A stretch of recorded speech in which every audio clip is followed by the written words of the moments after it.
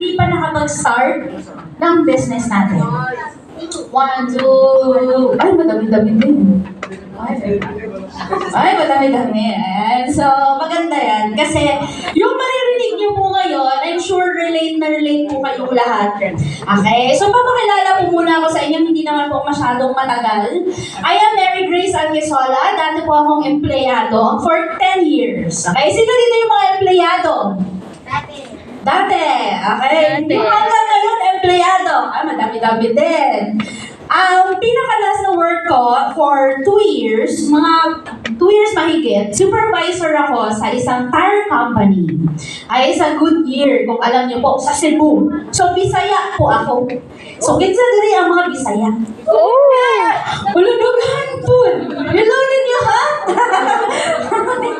Ayun. So, actually, bakit ako nakapag-decide gawin yung negosyo to? Kasi sa 10 years ko na pagiging empleyado, ano kasi ako ma-ambisyon kasi ako na tao. Ay, may mga ambisyon. Sino dito yung may mga ambisyon sa dito? Ay, lahat. Appear. Ay, kaya sabi ko sa sarili ko, kailangan, nung time na yun 30 ako, magte-30. Ayan, magte-30. Kailangan at may 35 years, may magbago na sa sitwasyon ko. Ganon din ba kayo? Meron ba kayong timeline? Yes! Kasi baka naman nagsasalita ako dito. Ganong edad ko, may goal na ako. Baka ikaw, pa 40. Life begins at 40. Ba yun sabi nila? 40 naman muna ako magsa-start magplano. Nako! Delikado yan. Pero okay lang yun. Kung 40 years old ka na, 45 or 50, hindi pa yan late. At least, di ba, nakapag-decide ka na baguhin yung buhay mo. Kasi yun talaga yun Magsa-start siya sa decision. Ayan. So, yung clicker ba to? Ano to? Ano to siya, sir? Ayan, okay. Nung nakapag-decide akong gawin ang negosyong to, balik muna tayo. Teaser. Okay. Nung nakapag-decide akong gawin ang negosyong to, wala akong pera. Okay? Kasi sa sahod ko na 20,000 pesos per month, hindi pa dyan kasama yung kaltas ng SSS, Pag-ibig, PhilHealth, tapos meron pang Mamasahe. tax, may pamasahe pa. Yes, tama. Narilig ka. Pagkain mo pa. Alam mo yung kapag ka nagtatrabaho ka, pag sahod mo ng kinsenas katapusan, before pa lang 5 days before ng sahod mo, pinangutang mo na yung pera mo. Tama?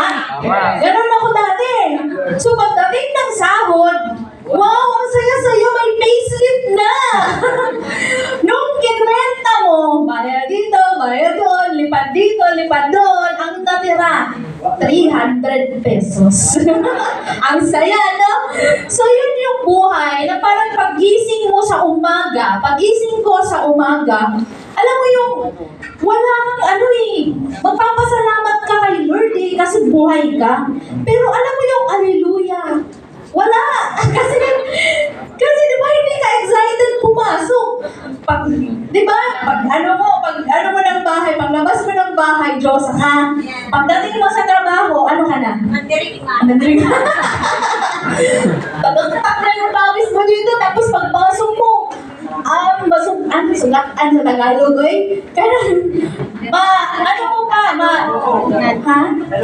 masalubong mo pa yung amo mo. Grace, tapos na ba yung ganito-ganyan? Wala pa kayo mga punch-it. Sabi ko, magawa na siya. Kaya sabi ko, ayoko na ng ganun ang buhay. Nakapagod. Kasi nakapag-try din ako magpaaral ng kapatid ko sa college. Hindi talaga siya madali. Doon ko po naranasan yung 5 years. Kasi may, after mag-graduate, meron pang 1 year na, ang tawag dyan, internship ba yan? Basta ganun. Hindi ko naman naranasan yun kasi hindi naman ako nakapagtapos ng pag-aaral. 3rd year, 2nd sem lang ako in nursing. So, yun, ang nangyari, bayad utang, ganun lang, cycle for 5 years. Yung ATM ko, nakalanding sa Sanlaan. Sino dito nagsasala ng ATM? Ay, sasala tayo. Joke lang. So, ganun siya yung nangyari. Kaya sabi ko, subukan ko yung opportunity na to. Ang nagpakita sa akin dito, mami ng pinsan ko na si Mentor Tanya Morales. Si Mentor Chona Aguilar Villanueva. Palakpakan mo. Si Mentor Tanya, siya talaga yung nag-guide, nagturo sa akin ano yung gagawin step by step. Sa mga nandito na hindi mo alam, ang alam mo lang ay kikita ka at may puhunan, huwag kang mag-alala because on how you're going to do it, meron tayong step by step ng paraan kung paano. Yan yung purpose, ba't ka may coach? Ba't may mag-guide sa'yo? Okay ba yan? Yes. Nung ginaid ako, pumunta ako ng Manila. Ginaid ako dito. Dito ako naka-condo sa Ortigas, sa East of Galleria, yung una. And then, hanggang sa, alam mo, araw-araw kong ginagawa ang negosyo. Wala naman pong easy sa buhay. Kasi nung empleyado ako, hindi naman easy yung buhay ko. Yes. Kaya sabi ko, dito, hindi naman siya ganun kadali. Pero, hawak ko oras ko. Pero, negosyo yung pinapatakbo ko. Hindi ako empleyado. Walang nag-uutos sa akin. Alam mo yung uutusan ka ng amo mo, utusan ka din ng manager mo, utusan ka din ng supervisor mo, tapos may bida-bida ka pang kasama sa trabaho, gagaling-galingan din. Saan ka pupunta? Diba? So, parang ganon. Kaya, yun, this is really a blessing para sa akin. Kaya nung ginawa ko siya, unti-unti, ang pinakaunang na-achieve ko dito, yung mga travel ko local. Diba? Dito lang muna sa Pilipinas, mga Portugalera, mga ganon, mga Boracay, mga ganyan. Diba? Mga Cebu, bumalik-balik ako ng Cebu. mga Lagi, mga ganyan lang muna. Okay? So sabihin ko na, punta naman ako dyan eh. Okay lang, nakakapunta ako dun, pero habang nandun ako, kumikita naman ako. Hindi naman, diba? Hindi naman yung, ano yung leave? Ano yung leave? Basta mga ganon-ganon, mababayaran ka. And then, kapag naubos na yung leave mo, pag napagod ka, ay, wala ka ng karapatan magpahinga. Dito, hawak mo oras mo, maganda buhay mo, bakit? Kasi walang may hawak ng buhay mo. Yes. Kasi yung time mo kasi, that's equivalent na yan, yung life mo. Yung lifetime mo. Yung lifeline mo. Okay? So ngayon, yan na yung mga na-travel natin. Ito, yung mga travel natin ng mga local. Ayan, yun. Sexy na tayo dyan. Diba? And then, ito naman yung mga international travels natin. Nung umabot ako ng second year na ginagawa ko ang negosyong to. Mix na yun ng local and international travels. So before pa lang nag-pandemic, nakapag-Hong Kong ako, Macau, and Jeju Island, South Korea. Isang taon lang. Okay? Third year, and then, yan. So, after nung pandemic, kasi hindi nakaka-travel nung pandemic, di ba? Yes. Alam niyo ba? Eto, huwag kayong maanuhan sa akin ha, mahambugan na. Kasi, totoo naman talaga. Sabi nila, nung pandemic, hindi ka makakapag-travel kasi hindi pwedeng tumawid sa mga from one place to another. Di ba? Yes. Doon ko napatunayan na pag may pera ka, bawal. Pwede lahat. Kasi nung nag-pandemic, nakapag-travel kami ng Thailand. Nakapag-Boracay din kami. Nakapag-Balesin din kami. Yung Balesin talaga, parang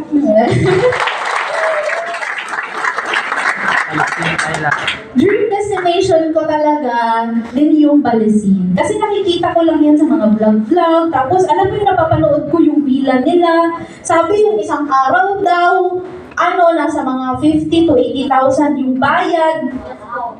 Tapos, sabi nyo. Yan, tapos pag 3 days ka doon, naabot ka ng 100,000. Rent lang yan ha, ng villa. Tapos hindi pa kasama yung pagkain. Alam mo ba, pabida-bida kami, order kami doon. Upo kami. Tapos parang, ang ganda naman ang presentation ng turon nila. Di ba parang na-amaze ka? Kasi yung turon mo sa mga Yung ano lang, di ba? Yung ganun lang. Pero doon yung turo nila may pa ganun-ganun pa, may chocolate, mga, alam mo yung ganun? So order kami, doon yung turo nila doon, 100 pesos. Isang ganun yung liit. So, doon ko na-realize na ang buhay pala, unfair siya sa wala kang pera. Yes. Pero pag may pera ka, hindi ko naman sinasabing lahat favorable sa'yo. But 80%, 75%, life is favorable sa'yo.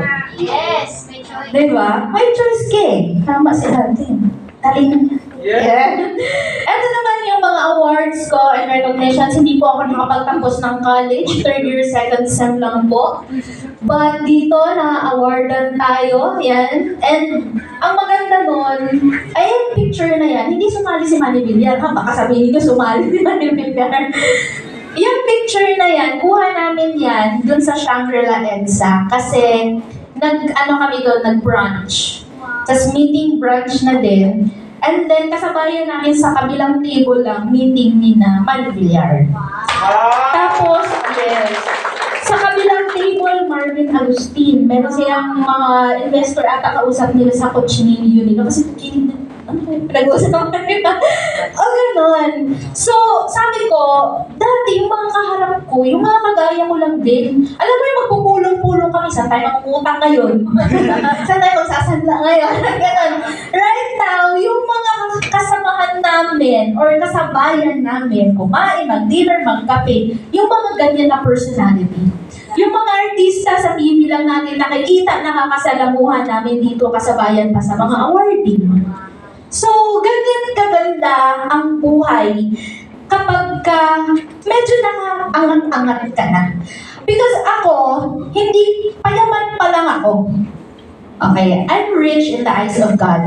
But, kung sasabihin natin na pera na meron akong sobrang dami, hindi pa ako kagaya ng mga Manny Villar. Pero, I am so far from who I am before. So, yun yung maganda. Because I cannot compare my results to those people na sobrang yaman. Yes. Sisimula pa lang ako eh. Sila, they've been doing what they're doing right now for 25 years, 30 years. Ako, ilang years pa lang ako dito, 7. Diba? Mag-7. Diba? So, ganyan na. Parang, kung i-compare ko man yung buhay ko, hindi sa ibang tao, but kung ano ako dati. Kaya kung ikaw nakaupo ka dyan ngayon, yan yung buhay mo, tandaan mo yan.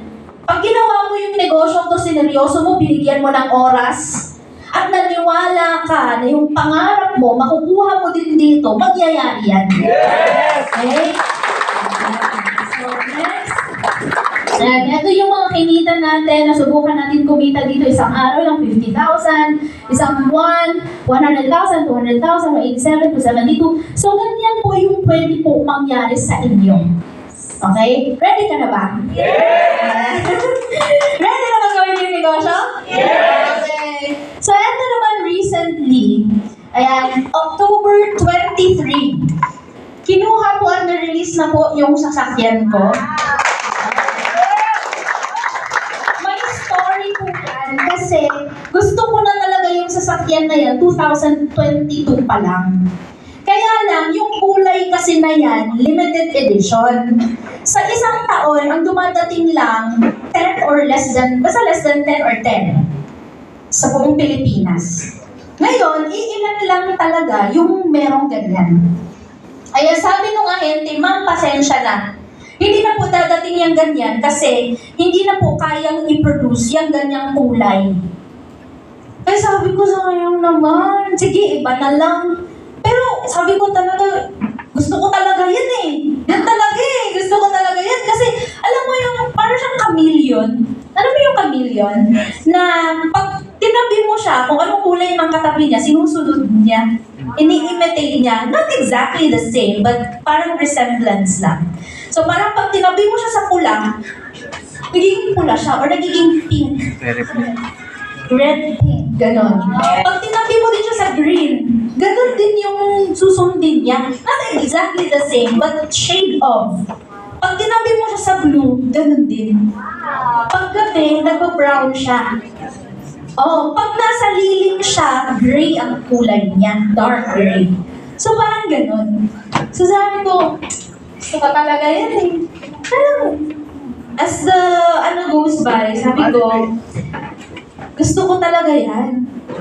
Parang feeling ko, Lord, baka naman magpagawa ka para sa akin. Malakas ako sa Lord. So, ganun kasi ako, totoo lang. Ay, ito naman na to, God, Lord. Di totoo. Di ka naman makakaupo dyan, makakahinga ngayon, walang bisit, di ba? So, yun. And then, yun nga, nag-apply ako ulit. Sabi ko, sige, apply ako ulit. Kahit anong kulay na lang, basta MG, kasi Mary Grace. Diba? And yung sasakyan na yan, ng GT, parang siyang sporty, yung itsura niya. Oo, pero yung tunog din niya, parang sporty din talaga. Tapos nag-apply ako this month lang, October lang din, for first week ng October, na-approve agad ako na-release agad siya ng October 23. So, ganun po kasaya. Kapag parang naniwala ka, magsastart talaga eh. You believe in yourself eh. You believe in your dreams eh. Kasi binigay yan sa'yo, pinakita yan sa'yo, magkakatotoo yan. Alam mo ba, nakakita ka ng Lamborghini sa labas, kala mo hindi magkakatotoo yan sa'yo? Magkakatotoo yan. It's just that you have to pave a path for you para mapunta doon. Ano yun? Path na yun. Change of career. If hindi man change agad of career, kailangan muna magkaroon ka muna ng at least 2 opportunity. Empleyado ka ngayon, idagdag mo to. Kasi malaking tulong talaga eh. Hanggang sa magbago mindset mo, maging negosyante ka mag-isip, hanggang sa kumita ka ng malaki, kumita ka ng malaki, ng mas malaki, ng mas malaki. Ganon. At nakakatuwa lang, on the way here, pagligo ko palang galing sa condo, bumagaw ako. So, natawa si Mentor Grant. Sabi ko, Ibig sabihin lang yan. may sasakyan na talaga ako. Hindi ko naisip yung binangga mo. Buti na lang yung binangga mo. Bait-bait. Ma'am, ano ba yung may tutulong ko sa inyo? Kumanon pa. So, ano lang, meaning, may sasakyan na talaga ako. Sabi ko, hindi yung mababangga kung wala akong sasakyan. So, yun yung maganda. Kapag ikaw, ginawa mo yung negosyong to, pwede mong gawin part-time, pwede mo din gawin siya full-time kasi ako full-time ako agad eh. Lakas ng loob, no? Oo, kasi ganun kalaki paniniwala ko eh. Kaya titigil.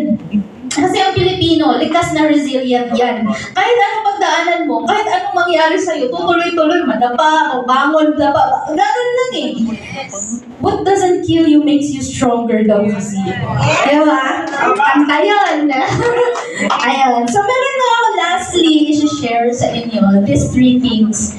May video ko yan sa Facebook ko, pwede nyo din i-check. First, na nagko-control sa'yo is your time. Second, your health, and then your wealth. Nung bata ka pa, wala kang say kasi wala kang pera. Bata ka pa eh.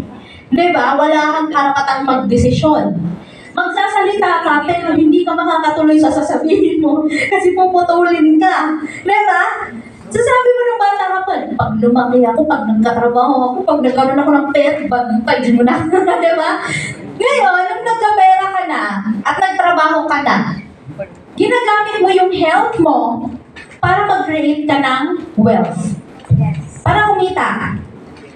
Ang tanong ko sa nandito ngayon, kumikita ka na, di ba? May sahod ka na, di ba? You still have the luxury of time, just like when you're younger.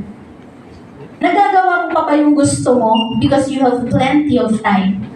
Wala na.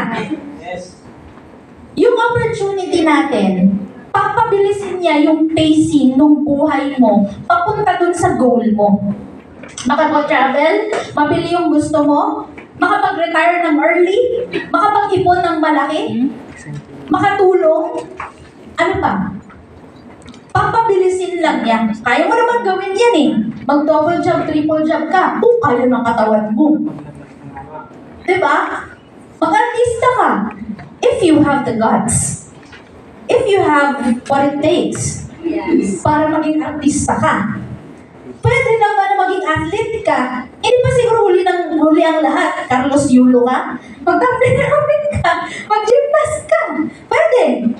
Pero ilang taon pa, di ba? Carlos Yulo nga, ilang years ng training, di ba? Yes. Ano pang pwedeng career na pwede para yumaman ka? Committee. Diba? Magnegosyo ka ng television, pwede din, pero grabe naman ang labas mo ng pera. Dito kasi, may mag-guide, may magtuturo na sa'yo paano gawin yung negosyo. So, hindi siya marami yung risk ng loss. Okay? So, dito, panalo ka talaga. Okay? Kaya yun, right now, ako, yung family ko, we're experiencing a life na hindi pa namin nasubukan dati. Although, okay naman yung buhay namin nung batang ako. Kaya lang, may pera pa kasi nun yung papa ko ng mga mana. Kaya lang naubos yun eh. Hindi na-handle ng maayos. Walang nagturo sa kanya eh, paano mag-handle ng pera. Unlike dito, may magtuturo sa'yo paano i-handle yung pera mo. Diba? So, it is your privilege talaga. It is really our privilege na nandito kami sa community na to. Okay? And then, I am happy to tell you my story because I know one of these days, your story will be heard also. Ikaw naman yung next na tatanong dito para ikwento yung success story mo.